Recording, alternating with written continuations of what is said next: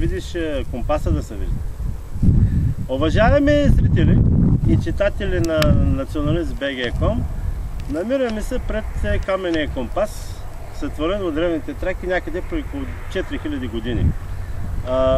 Ако някой има намерение да доказва, че това не е човешко творение или че това са някакви камъни от преди 50 милиона години, искам внимателно да разгледате състава на двата вида камъни.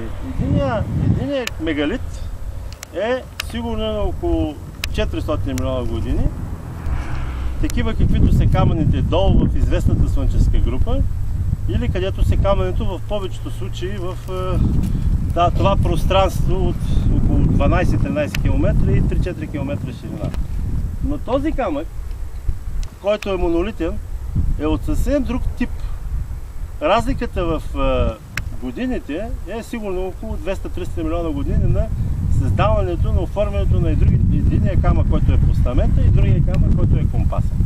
Най-важното, този гладък камък, който в продължение на около 3500-4000 години не се е променил тази гладкост, сочи точно на там, където залязва през зимата слънцето. Посоката на този компас, на този каменен компас, тогава не е имало нито желязо, така че е било немислимо да има железен компас, доказва, че древните траки са познавали отлично движението на слънцето и той е бил ориентир през цялата година. Както ще видим по-надолу, в този най-хубав от всички комплекси, който се намира на около половин километър от Слънчево и на около 3-4 км на север от известната слънчевска група, този каменен комплекс всъщност притежава всички видове посоки на движението на Слънцето в 4-те изгрева по времето на пролетното, лятното слънцестояние, зимното, също така есенно. Един локален комплекс, дай ми камерата да снема малко, да видят зрителите, да изпитат удоволствието от панорамата.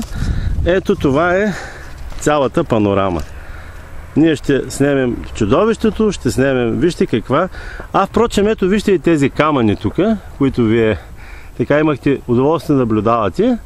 Те са точно така поставени, тук също виждате, поставени са по такъв начин, че по никакъв начин да няма растителност. Ето виждате само пясък, пясък, пясък, там вече където няма сложени камъни има гора, но рязко се отличава мястото, където има камъни.